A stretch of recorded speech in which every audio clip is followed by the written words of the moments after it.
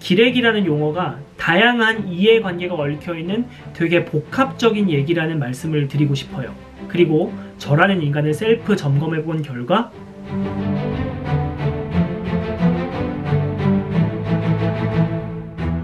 자, 여러분 안녕하세요. 삐까기자입니다. 지난 시간에 제가 썼던 기사를 읽어보면서 제가 기레기인지 그리고 제가 쓴 기사가 기레기가 쓴 기사인지를 셀프 점검을 해봤잖아요. 오늘은 기레기 두 번째 시간으로 왜 기자들이 기레기라고 불리는가, 단순히 기사를 잘 못 써가지고 기레기라고 불리는 것인지 혹은 그 이상의 것이 있는지 기레기의 범주에 대해서 한번 살펴보겠습니다. 그리고 제가 그 기레기의 범주에 속하는지도 한번 따져보도록 하겠습니다. 먼저 오늘 얘기도 도움이 될 것 같다고 생각하신다면 구독과 좋아요 부탁드립니다. 사실 기레기라는 단어는 되게 복합적으로 쓰이고 있습니다. 큰 범주로 구분을 해보자면 총 3가지 정도로 구분을 해볼 수가 있어요. 먼저는 기사 외적인 요인, 두 번째는 기사의 도구화, 세 번째는 기사 내적인 요인입니다. 기사 외적인 요인은 말 그대로 기사의 바깥에 있는 거예요. 기자 개개인의 성품, 인품, 인성, 사생활 이런 것들이 기사 외적인 요인이에요. 근데 이 부분은 애매한 지점이 좀 있죠. 기자 개개인의 인성이나 사생활 문제가 있다고 해서 기레기라고 폄훼해야 하는가, 이런 것들은 논란이 될 수 있는 지점이에요. 인성이 터졌는데 반도체를 잘 만들어. 그럼 이 사람은 삼성전자에서 되게 촉망받는 인재가 되겠지. 또 사생활이 문란한데 축구를 겁나 잘해. 그럼 이 사람은 축구계에서 서로 스카우트 해가려고 하겠지. 과연 기자라고 해서 다른 잣대가 적용이 돼야 되는가? 요건 좀 애매하다는 거죠. 다만 이런 게 있어요. 기자의 인성 문제, 기사 외적인 요인은 취재와 떼어놓을 수 없습니다. 이게 무슨 말이냐면 아무래도 기자는 여론을 움직일 수 있는 힘이 있는 직업이잖아요. 공무원, 고위관료 이런 사람들과 쉽게 컨택해서 이것저것 물어볼 수 있고 또 그 상대방을 지적하는 기사를 써야지 좋은 기자가 되는 그런 숙명을 갖고 있어요. 그게 대중들이 언론에게 요구하는 비판과 감시의 역할이겠죠. 그러다 보니까 아무래도 사람들이 기자를 무서워해요. 특히 홍보 업무를 하는 사람들은 기자와 갑을 관계가 형성이 됩니다. 홍보 업무를 하는 사람들의 경우 좋은 소식은 언론에 싣고 싶고 또 안 좋은 소식이 기사에 보도가 됐을 때는 기자에게 연락을 해서 후속 조치를 하거나 해명을 하거나 이래야 된단 말이죠. 뭐가 됐든 홍보인들은 기자에게 머리를 숙일 수밖에 없는 포지셔닝에 있어요. 이런 것들이 누적되다 보니까 기자들은 갑의 역할에 있는 게 되게 익숙해요. 정치인이든 기업 홍보인이든 머리 숙일 일이 잘 없어요. 기자들은 소위 말하는 갑질, 또 상대방에게 함부로 말하고 함부로 대하는, 나이 많은 홍보팀 직원들에게 되게 함부로 대한다거나 함부로 말 깐다거나 술을 강요한다거나 이런 이미지들이 쌓이면서 기자들이 기레기라고 불리는 하나의 원인이 되지 않았나 싶습니다. 그리고 두 번째는 기사를 도구화하는 겁니다. 가령 이런 거죠. 어떤 개인이나 기업한테 약점을 잡은 다음에 우리한테 광고비 안 주면, 우리 언론사에 협찬비 안 주면 이거 신문에 보도할 거야. 이런 식으로 협박을 하는 거예요. 기사를 가지고 무기화하는 거지. 이런 관행들은 특히 마이너 매체, 사이비 언론들 사이에서 되게 횡행하는 수법이에요. 언론사들이 광고비를 받고 그 회사에 호의적인 기사를 써준다거나 협찬비를 받은 다음에 안 좋은 기사를 빼준다거나 이런 것들은 자주 있는 일입니다. 이거는 언론사의 오래된 사업 방식이에요. 이걸 비판하려는 게 아니에요. 근데 이 기사의 도구화에서 짚고 싶은 기레기는요, 말도 안 되는 기사를 들고 와서 거의 강매하다시피 광고비, 협찬비 뜯어내는 그런 사이비 언론들을 말하는 겁니다. 예를 들어서 어디 시골의 조그만 공사 현장이야. 공사 현장은 먼지가 어느 정도 나겠죠. 그 먼지를 잘 안 나게 하고 또 그거를 규정에 맞게 잘 처리하면 아무런 문제가 없어요. 갑자기 기자랍시고 사진기 들고 들이닥치는 거야. 그러면서 사진 막 찍어. 공사 현장 기웃거리면서 사진 막 찍어. 그러면 현장 사람들이 나오겠죠. 누구신데 여기 오셔가지고 사진 찍으세요? 그러면은 내가 제보를 받고 왔는데 말이야, 너희 공사 현장에서 소음도 너무 많이 나고 법정 기준치를 넘는 먼지가 나온대. 내가 기자니까 내가 한번 확인해 볼게. 그러면 사진 막 찍어. 공사 현장 사람들은 당황하겠지. 기자를 만날 일도 잘 없는 사람인데 갑자기 기자라는 사람이 와가지고 사진 막 찍고 내일 신문에 보도할 거야 이렇게 협박하면은 당황스럽거든. 혹시 모르니까 광고비 주고 협찬비 주면서 잘 달래가지고 들여보내는 거야. 이런 식으로 삥 뜯기는 거예요. 이런 거 진짜 없을 것 같죠? 진짜 겁나 많습니다. 그런 사이비 언론들의 명함 보면은 뭐 언론사 대표 겸 또 지역에서 어떤 활동하고 있고, 그리고 개인이 운영하는 사업체도 가지고 있고, 딱 봐도 정통 언론사가 아닌 곳들이 너무 많아. 그런 사람들이 공사 현장, 시위 현장 이런 거 쫓아다니면서 문제 있는 것처럼 지적하고 광고비, 협찬비 삥 뜯어내는 거야. 물론 메이저 매체들도 기사를 광고로 엿바꿔 먹고 막 그런 것들이 있어요. 뭐 기사 내려주면서 광고비 받고 뭐 이런 거 정도 한단 말이야. 근데 최소한 이름 들어본 괜찮은 매체들은 사실을 가지고 기사를 써요. 어느 기업, 어느 개인이 어떤 것을 잘못했다는 명확한 사실을 가지고 기사를 쓴 다음에 그걸 빼주면서 광고비를 받거나 뭐 이런 식으로 영업활동을 한단 말이야. 최소한의 품격을 지키는 거지, 기사 내용에 있어서는.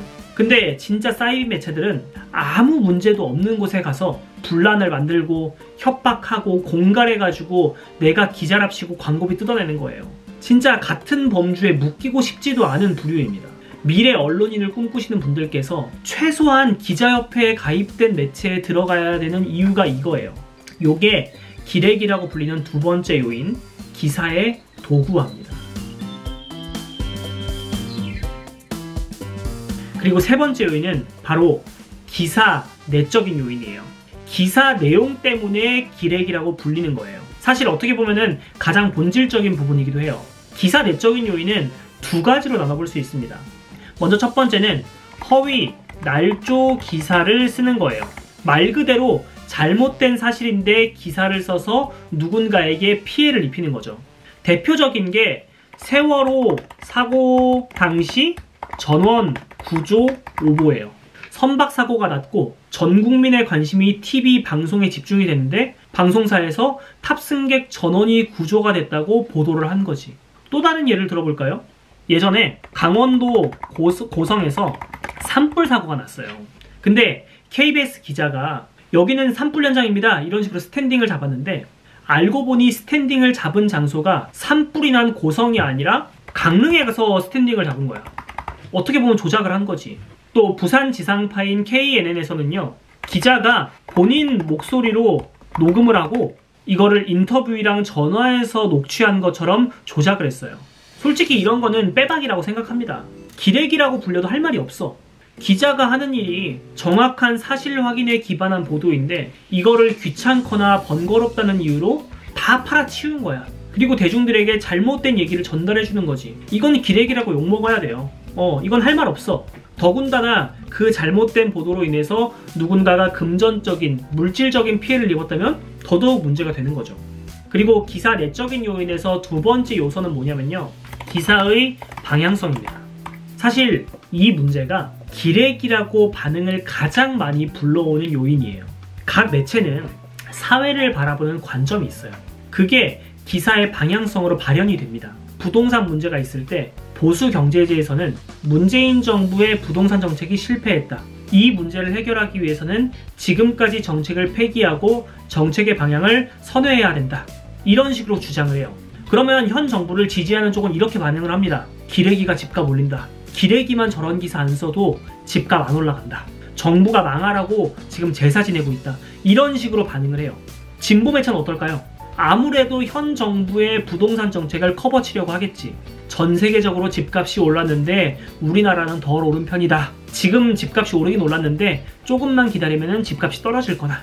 혹은 국토부 장관을 게스트로 초빙해가지고 현 정부의 부동산 정책에 대한 긍정적인 부분을 들으려고 하겠지. 그러면 현 정부를 지지하지 않는 사람들은 어떻게 반응할까요? 헛소리하고 있다. 지금 집값 오른 거 안 보이냐. 또 현 정부의 나팔수다. 이런 식으로 반응을 한다고. 솔직히 이 문제는 누구의 잘못도 아니에요. 미래 집값이 어떻게 될지는 알 방법이 없어. 다만 미래 집값에 대한 전망의 설명력을 높이기 위해서 전문가를 섭외하고 각종 수치와 데이터를 근거로 제시하는 거지. 각 매체가 지향하는 지점이 있고 그 해당 매체의 사시에 근거해서 기사가 쓰일 거예요. 이게 기사의 방향성인 거야.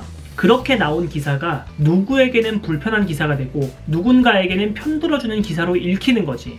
진보 매체든 보수 매체든 독자가 원하는 방향의 기사가 아니라고 해서 그들이 기레기라고 불려서는 안 됩니다. 기사 안에 있는 데이터가 거짓이라면 이건 분명 욕 먹어야 돼. 근데 이 데이터를 어떻게 해석하느냐는 그 기사를 쓴 기자와 그 언론사의 몫인 거예요. 물이 반밖에 없네? 혹은 물이 반이나 남았네? 이렇게 표현한 걸 두고 누가 잘했고 누가 잘못했냐를 따질 수는 없다는 거죠. 근데 지금 댓글에서 기레기를 찾는 많은 사람들은 왜 물이 반밖에 안 남았다고 쓰냐? 왜 반이나 물이 남았다라고 쓰느냐? 이런 식으로 지적을 하고 있는 거야. 이런 것 때문에 기레기라고 불리는 거는 우리도 할 말이 있다는 거지. 여기에 덧붙여서 문화예술, 또 생활정보, 정치와 아무 관련 없는 기사에 가서 윤석열 장모 기사나 써라, 기레기 새끼들 줄리 기사나 써라, 혹은 이재명 아들 기사나 써라, 이런 얘기하고 있는 애들은 정신 나간 거니까 들을 필요도 없는 거. 자, 그렇다면 과연 저는 이 기레기의 범주에서 어디에 포함이 되는가? 먼저 첫 번째, 이 기사 외적인 요인 같은 경우는요, 솔직히 저는 해당하지 않는 것 같습니다. 저는 술 마시는 것도 안 좋아하고요, 또 성격이 되게 와일드한 편이 아니에요. 홍보하는 사람들을 만나도 최대한 예의를 갖춰서 행동하려고 합니다. 말도 함부로 안 까. 근데 이거는 제 주장이고, 사실 이 부분은 저를 만난 홍보 관계자들의 얘기를 들어봐야겠죠. 나름대로 예의를 갖춰서 행동했다고 했는데 그들이 느끼기에는 불쾌했을 수도 있고 또 무례하게 들렸을 수도 있으니까. 근데 언론계 전체적으로 이런 기자들의 모가지 뻣뻣한 문화 혹은 갑질 문화가 많이 근절되긴 했습니다. 뭐 기자들의 전설적인 갑질 사건이 뭐 도시괴담처럼 전해져서 내려오는 건 있어요. 그래도 젊은 기자, 저 같은 주니어 기자들은 함부로 뭐 홍보인들한테 갑질하거나 막말하거나 이런 것들을 저는 거의 못 본 것 같습니다. 일부 고연차 기자, 본인의 존재감을 무거운 분위기를 조성하거나 혹은 갑질 같은 걸로 드러내기 위한 그런 사람들이 아직 일부 남아있는 것 같긴 한데, 그래도 우리 사회가 점점 발전하면서 인성 문제, 갑질 문제 이런 것들이 예전보다는 많이 줄어들지 않았나 생각을 합니다. 자, 그리고 두 번째, 기사를 가지고 협박해서 삥을 뜯는 이 기사의 도구화. 솔직히 이 부분도 저한테는 해당 사항이 없는 것 같아요. 왜냐면은 회사가 저한테 돈 벌어오라고 시키지 않거든요. 기사를 도구화해서 기업이나 지자체, 개인으로부터 삥 뜯는 곳은 아무래도 영세한 언론사일 가능성이 높아요. 우리 회사 같은 경우는 어느 정도 규모도 있고 뭐 재정적으로도 안정이 있어서 저 같은 일선 기자들에게 이런 뭐 금전적으로 돈을 벌어오라 이런 거를 지시하진 않습니다. 다만 이런 방식으로는 기사를 활용하는 것 같긴 해요. 예를 들어서 제가 어떤 기업이나 혹은 정부 부처나 되게 안 좋은 기사 혹은 되게 단독거리 이런 것들을 취재를 했어. 근데 내가 해당 기업의 사장이나 혹은 장관이랑 인터뷰를 하고 싶어. 그러면은 딜을 거는 거예요. 제가 이번에 이런 기사 내용 취재를 했는데 제가 이번에는 요건은 이렇게 보도를 안 할 테니까 다음에 사장님이나 혹은 장관님 뭐 인터뷰 좀 한번 섭외를 부탁드립니다. 약간 이런 거는 좀 있는 것 같아요. 이런 것도 어떻게 보면은 기사를 도구화하는 거일 수도 있지만 그래도 이게 제 사적인 이익을 취하는 거는 아니고 취재 스킬이라고 생각을 하기 때문에 뭐 요런 정도는 크게 문제가 없다고 생각을 하고 있습니다. 기사 내적인 요인. 먼저 요런 허위 날조 기사 작성. 저는 크리티컬한 오보를 내본 적은 없는 것 같습니다. 기사를 쓸 때도 뭐 수치를 확인하거나 숫자 같은 것도 뭐 꼼꼼하게 체크를 하는 편이에요. 다만 요 기사의 방향성은 확실히 있는 것 같긴 합니다. 제 개인적인 성향은요, 경제적으로는 시장 경제를 지지를 하고 정치적으로는 보수 쪽에 가까워요. 제 개인적인 성향이에요. 그런 거를 기사에서 최대한 드러내지 않아야지 하면서도 기사거리를 찾을 때부터 또 기사를 쓸 때도 은연중에 제 가치관이 반영이 되긴 합니다. 솔직히 이건 인정해요. 쌉 인정합니다. 기자 개개인의 성향이 기사 내용에 반영이 되는 것, 이런 것들은 저뿐만 아니라 모든 기자들이 고민하고 있는 부분일 거예요.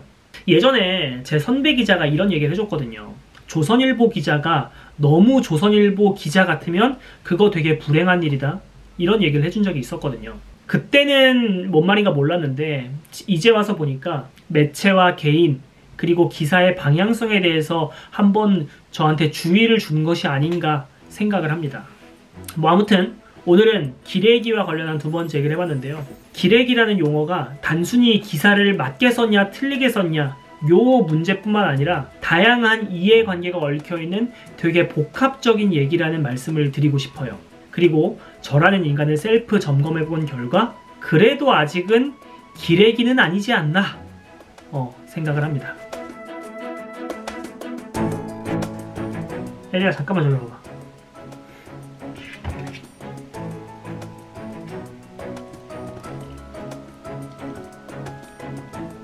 아무튼 오늘 얘기도 도움이 되셨다면 구독과 좋아요 부탁드립니다.